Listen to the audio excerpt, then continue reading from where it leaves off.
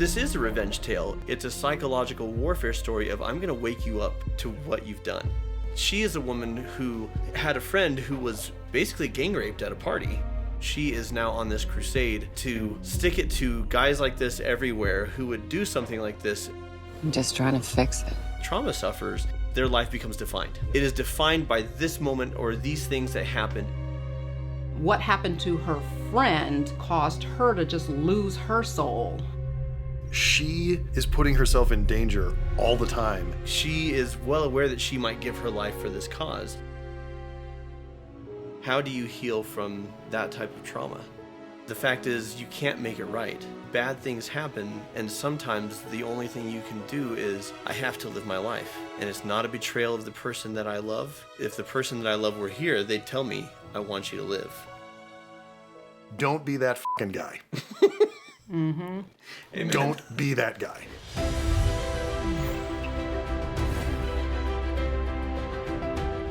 Welcome to Cinema Therapy. I am Alan Seawright, professional filmmaker who needs therapy. This is Jonathan Decker, licensed therapist who loves movies, and joining us today is Dr. Tracey Marks. Hello, welcome. Hey, welcome. Thanks for having me on here. Tell us about who you are. I am a psychiatrist and I've been practicing over 20 years. I practice mostly by seeing people with depression, anxiety.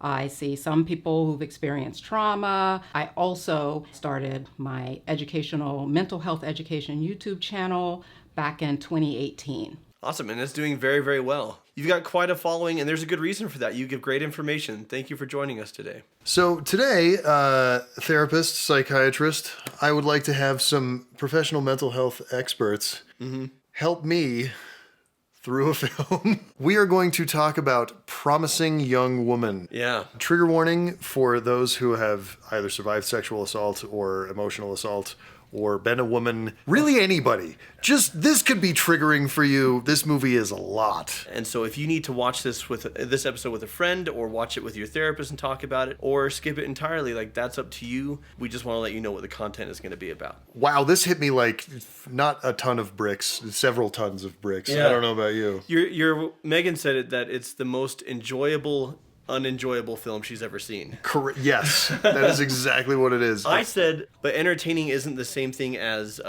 fun. I didn't think it was fun. Right. But I was just gripped by it. Oh, absolutely. The whole time, just really drawn in. And as a man. I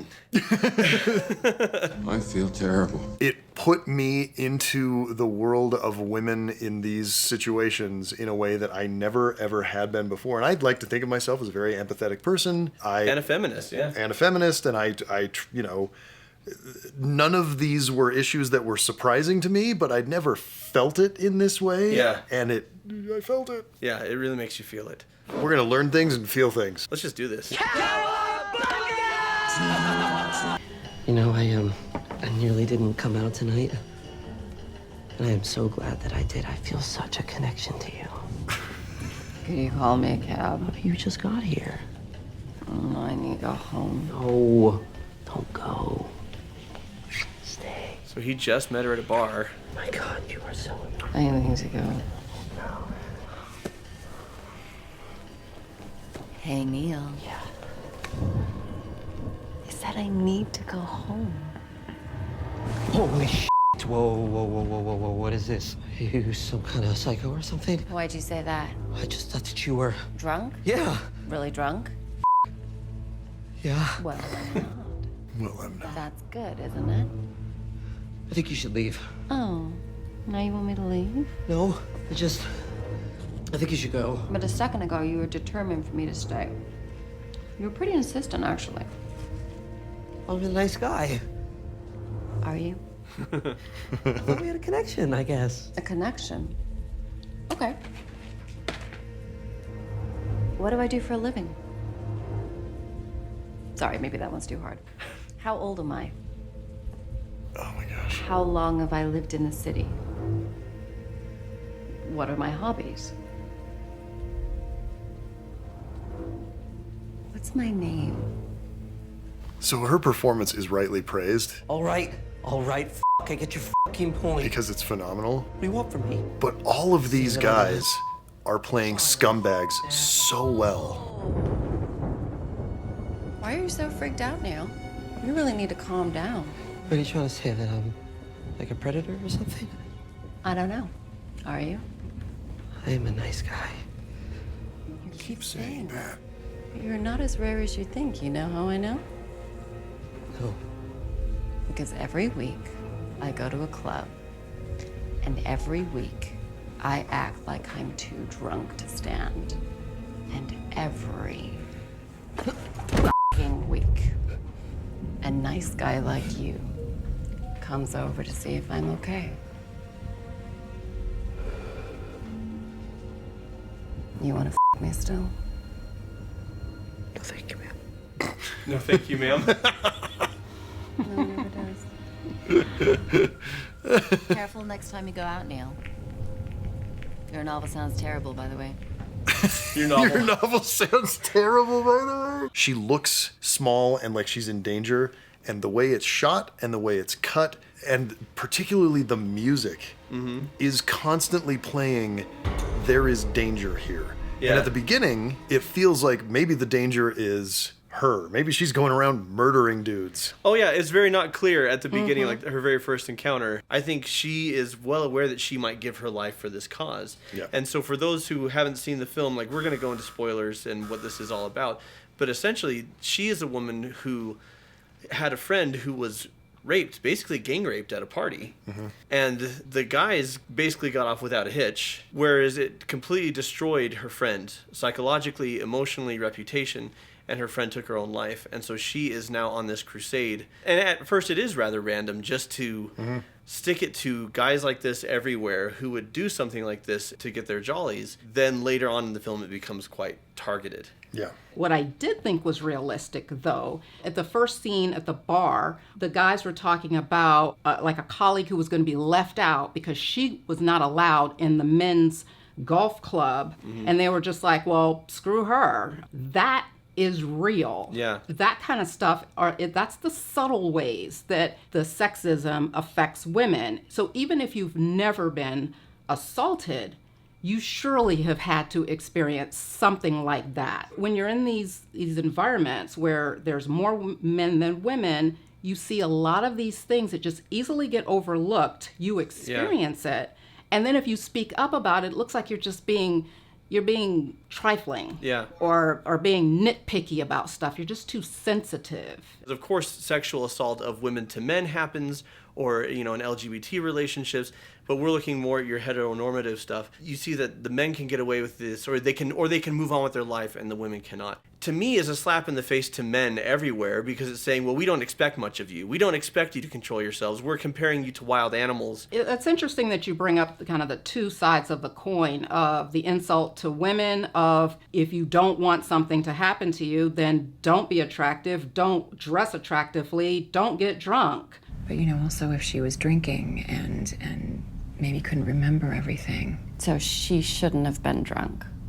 I'm not saying that. Just don't let yourself be vulnerable in any way, and then you don't have to worry about these things. And then the other side of, if you see a woman who's helpless and attractive, then, what are you expected to do? Of course, this is what's going to happen. It's just natural for every man to do this. Yeah. I don't blame you, man. You was just being a man, okay? I got no beef with you, bro. And I find that personally insulting, but it doesn't change. Personally insulting, but also societally true. Societally accurate. Yeah. Which is even more deeply insulting. Yeah. Like, this is the society I come from. Yeah. This is a revenge tale. It's less of a physical revenge tale, more of a psychological or a psycho-emotional revenge tale. And in that sense, it doesn't play by the rules of reality. There is a sense of this exists to provide some catharsis, and that's why it's a movie. Look, if you're not into this, totally get it. I'm not really looking to date anyone at the moment. To your point. Me neither. Would you be interested in a friendship? And I'm secretly pining for you the whole time? Dating's horrible. Everyone's horrible. Okay, I went on a date last month with a woman who wanted to euthanize the homeless. You went on a date with my mom? Look, I always liked you. The script is so good. I genuinely like you, and I can't stop thinking about you spitting in my coffee, So go to lunch with me this weekend, please. If you don't like it, we can have a safe word, and you can leave, no questions asked. It was kind of delightful to get thrown into this almost traditional rom-com right in the middle of it. With Bo Burnham being so damn cute and charming, it really caught me off guard. I hear you're a doctor. Your parents must be very, very proud. Not really. They wanted me to be a DJ. How do you heal from that type of trauma? Get professional help, especially if you start going down this road, which is you kind of fall off the rails progression-wise. She lives with her parents. She has just a basic job that's well below her skill level. But most people need some kind of closeness or intimacy with someone. She has no relationships. She's got a good relationship with her dad. Yeah, I noticed that and appreciated that. That's like the one light there. A big tragedy of this movie, not the making of it, but the storyline, is how much this, what happened to her friend caused her to just lose her soul. Yeah. I mean, it's like she's just rotting inside. She's got something called secondary trauma, right? The trauma that affects one person then affects you. I mean, obviously losing her friend to suicide was traumatic for her in and of itself. But why her friend took her own life, that was secondary trauma. The amount of empathy she had for her best friend for that level of suffering made a mark on her. And what I see a lot of times with trauma sufferers is their life becomes defined. Yeah. It is defined by this moment or these things that happened, and so it's hard to move forward and have any sort of life because it's like Tony Stark in Iron Man when he says it's all about the mission now. There's the next mission and nothing else. The mission could be surviving, it could be advocacy, but what it isn't about is continuing my education, pursuing a career, pursuing healthy relationships. And healing from trauma looks like moving past it. It's still part of your life and it's still part of your history. Maybe you continue as an advocate, but there's more. It's not just this, and she's locked into this. If you or someone you know are the victim of sexual assault, abuse, or trauma, go to mendedlight.com. That's my website where we have all sorts of resources for you. Go to our YouTube channel, also called Mended Light, where we have free videos to walk you through the healing process. And if you need to meet with a counselor or a specialist, we have an entire innate healing program to take you from where you are to a place of wholeness and thriving. I mean, try not being so tall, maybe? Be tall. Yeah. Yes. Kind of flashy. It's flashy. Being tall is flashy. This is a weird coincidence. What? I think... No. Yeah, this is my apartment. What a weird coincidence. Yeah. Do you want to... I mean, Carey Mulligan's performance there, like the step back and the sort of shrinking into herself. Too soon. Sorry. I wouldn't... No, let's go upstairs. I don't want to go up if you don't want it. I misread things. I'll drive you home. You know what? You're at your place. I can call a cab. Are you sure? Sure. Okay, I feel like I f***ed this up. No, it's not you.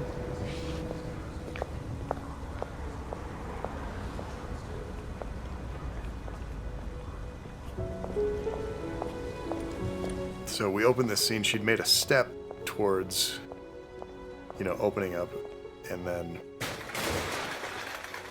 Is this something that either of you have found working with trauma victims, that as people are working towards returning to normalcy, you'll take a step forward and then 2 steps back, or 2 steps forward and then 1 step back? Is this like a common thing where you're just not quite able to open up? Yes, it is. And one of the things about it, too, that can be even more frightening is you never know when you're going to be triggered or what's going to trigger you. Sure. or what can remind you of something of the actual incident that happened from your past. So here she is, she's making a little bit of progress, coming out of her shell a little bit with him, and then he mentions going up to his room, and there we are. I mean, I'm sure she didn't want that to happen, thus she's, upset about how the night ended for her. There's probably a couple things going on for her. Is he just like all these other guys? And you get a little bit of, sure, let's go up. And maybe she's overcompensating and not wanting to project that she's triggered. Or maybe she's saying, okay, if you are one of those guys,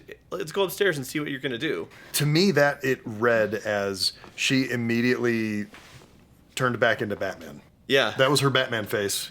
And she was like, okay, I'm going to go take you apart now. And then he backs off, which is what the other guys wouldn't have done. Right. And then she says, oh, well, what's even going on here? And she could be upset because was this an innocent, could have been a beautiful moment? Was this something nefarious? And I don't even know because I've been triggered and I'm in the midst of this anxiety and this fear and this anger. When you've been traumatized, it's like if I've been bit by a dog, I'm scared of all dogs, even if many of them would never maul me and are perfectly lovely. Sure. And it's hard to know, am I making this person pay for the mistakes of someone in the past, or am I actually in danger? Right. You seem nervous, Mr. Green. I came here to talk to you about something that happened 7 years ago. You probably won't remember a client named Alexander Monroe. You helped so many boys like him. And you most certainly won't remember the girl who you threatened and bullied till she dropped her case. I remember her. Nina? Was that it? I'm sorry, I don't remember her full name, but... It was Nina, though, wasn't it? Yes. I love the dead plants in the background. And again, very, very formal. Like they're center framed. Yeah. Have you come here to hurt me? They're framed low in the shot. There's a lot of headroom, which makes them feel small. Yeah. I think so. Do you want me to hurt you? I think so. You gotta help me. I can't sleep. I can't sleep. I haven't slept in... I'll never forgive myself. I want you to know that. So he kept covering for the guys. I'll never forgive myself for any of this. That's his job as a lawyer.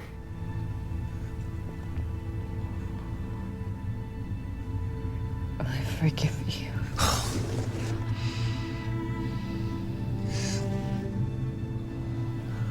I'm so sorry.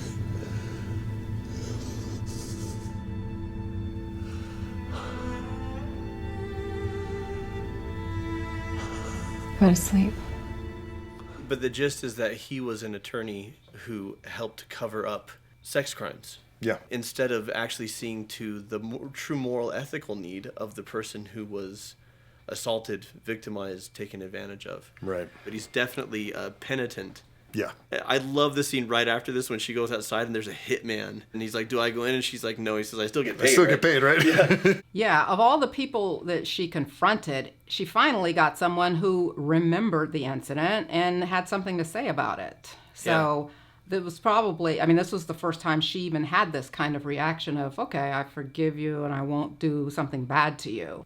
Alan and I were talking about this after we watched the film. Part of this made me feel deeply uncomfortable because... I have been part of this system. Yeah. In even a small way, but it doesn't matter because I was part of it. Yeah. Nina is looked at as at fault here, and the other guy, the guy is seen as, well, he's got a future to protect. Because what would you have me do? Ruin a young man's life every time we get an accusation like this? If you've got to protect one career, protect the man's career and not the woman. She may just get married anyway, so who cares? I know all guys say they want wives that work, but it's not true. You can't have empathy for an object. Right. Yeah. And we see later, That's true. you know, these two dude bros, and one of them has great empathy for his friend of, oh, this terrible thing happened to you. This is not your fault. I don't know, it kind of seems like it is. No. You know, this is my friend, this is a human being. Whereas the woman... Literally disposable. And they dispose of her, right? And when you objectify people, you can't have empathy for them. What I see with the first step of real change here is this attorney, the reason he can't sleep is because of the guilt. Right. And the reason he has the guilt is because at some point along the way, he stopped seeing objects and he started seeing people. Why are you here? So she's talking to Nina's mom. I just wanted to see you. You need to stop this. It isn't good for any of us. It's no good for Nina. It isn't good for you. Look, I know you feel bad that you weren't there, but you gotta let it go.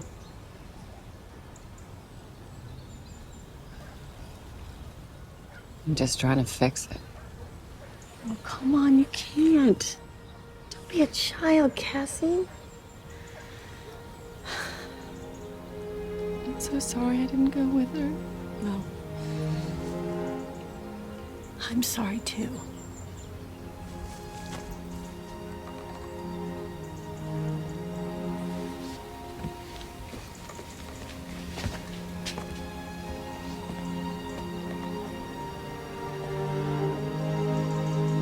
Cassie, move on. Please. For all of us. Molly Shannon giving me more support for my theory that all the best dramatic actors are comedic actors. Yeah, for sure. so strong in that scene. And that's the same... So you know, smell like that. Smell like that. Sometimes when I get nervous, yes, I stick my hands under my arms and then I smell my fingers like that. Molly Shannon makes text what has been visual subtext throughout the film. Don't be a child. Yeah. You have a childish understanding of what the world is. For the entire film, she's wearing pastel colors, a lot of sundresses. She has multicolored, cute fingernails. Yeah. She has cute stuff in her hair, and it's pulled into, you know, in a lot of ways, it's a visual representation of her having just regressed. The fact is, you can't make it right. Bad things happen, and sometimes the only thing you can do is, I have to live my life. And it's not a betrayal of the person that I love. In fact, if the person that I love were here, they'd tell me, I want you to live. And she's stuck in this kind of immature developmental phase. And you see it in this scene where she's bringing up all this stuff from the past, from the good old days. Even though the mom's reaction seemed harsh, it was necessary and real. Yeah. And real. This is the kind of reaction you get from someone who has processed. And moving on isn't that the grief goes away. It's living with the grief and still having a life and not staying stuck in the setting of grief is my life. What's going on? Are you all right, or? Such an ass. What happened? I really thought for a second it was all gonna be okay. Cassie. Look at this. What are you showing me? What is this? It's the video of her friend being raped. Is that on the road? Oh my god. Wait, is that? I don't want to look at that, Cassie. Well, why not? You were happy to watch back then. What are you talking about? I wasn't. So he didn't participate, but he was there and he didn't do anything. And he laughed about it. I don't remember. I don't. Didn't make an impact, huh? I was a kid. You don't think I'm a bad person, Cassie? I love you. I love you, Cassie. You gotta forgive me. Tell me to forgive me. No. So you're perfect, right? You've never done anything you're ashamed of? Immediately gets defensive. I can't. Again, this is what privilege is as the male, my feelings are the most important thing. Right. I was there when your friend was raped. I didn't do anything. I laughed about it. And right now, this moment is about, you need to forgive me. And I love when Carey Mulligan just goes, no. Something that just latched onto me about how intelligent the screenplay is when she goes to the cabin in the woods where they're having the bachelor party, and she goes as a stripper, is that the bachelor, the man who years earlier in medical school raped her friend when her friend was intoxicated, he doesn't want a stripper. He says, hey, I love my fiance, and she says to him, you know, we don't have to do anything, but I don't get paid unless we go upstairs. And so he goes upstairs thinking they're just gonna like hang out for a while. And what blew my mind is it would be so much easier to paint him as he is a perpetual violent predator who's going to continue to sexually assault women, but he's cleaned up his life. It is so much more gut-wrenching to have this monster who has caused all of this grief and all of this drama for this character for this many years to show up and just be a good dude. Yeah, because the expectation is, guys in high school and college, you got to sow your wild oats, and then you get respectable. And that's exactly the path that he's followed. Like, I finished school, I became a doctor, I'm successful, I'm going to marry the love of my life, everything's going to be perfect for me. That's when I realized these guys, they get to move on. Yeah. And the lives that they ruin or destroy, those people don't get to move on. And it's so much scarier and more of a damning social commentary that this isn't a lifelong sex predator. It's just a guy who was sowing his wild oats in college. It's just a regular dude. What are your thoughts on that, Dr. Marks? And it's as Ryan said it, I was just a kid. They start medical school, they're 22. And yeah, you're in your finish medical mid-20s. School, 26. That's not a kid. It's not a normal development to watch someone be assaulted and laugh about it. His friends were all watching, laughing. Promising Young Woman is such a sharp, incisive takedown of all of the crappy excuses of boys will be boys. She shouldn't address that way. I was just a kid. What it comes down to is there are no excuses to hurt another human being. There are no excuses to take advantage of another human being. The lies that you've been told that this is what is expected of you, the lies that you've been told that it's your fault if this happens to you, like all that matters is responsibility and compassion. It's a psychological warfare story of I'm going to wake you up to what you've done.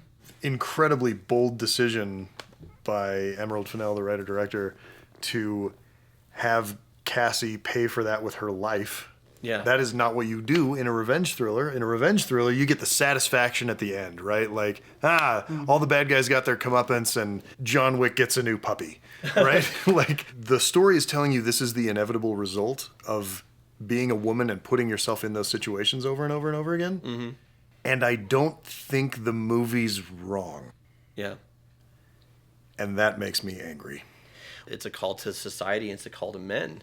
You know, if women are in danger around you, is it the women's responsibility or do you need to look at yourself? Yeah, ultimately, trying to straighten people out and make things right ended up costing her her life. And that is a sad commentary that, okay, well, if you don't do that, then what have we got? Yeah. In this case, I think we have art. We have people who make films like this that lay it all on the table. This is an important movie. This was incredibly entertaining. But at the end of it, I don't particularly want to watch this film again. I am going to with each of my sons when they're 14 or 15, when they're old enough to understand and young enough that hopefully this can make an impact on them. Yeah. It's like, don't be that fucking guy. Don't be that guy. The reality is that boys won't just be boys. Boys will be what we teach them to be. Dr. Marks, where can people find you online? And I understand you've written a new book. I'm going to be publishing a new book called Why Am I So Anxious? It comes out in August, but people can find me in general on my website, markspsychiatry.com, and I'm also on YouTube at Dr. Tracey Marks. It has been a pleasure to have you on the show, Dr. Marks. We would love to have you back sometime. So until next time, this is every guy's worst nightmare. Do you want to know what every woman's worst nightmare is? But I'm a nice guy. And watch movies. I can do it. I can do it again and be better. You want milk? Pardon? In your coffee? No, but you can spit in it if you want. I deserve that.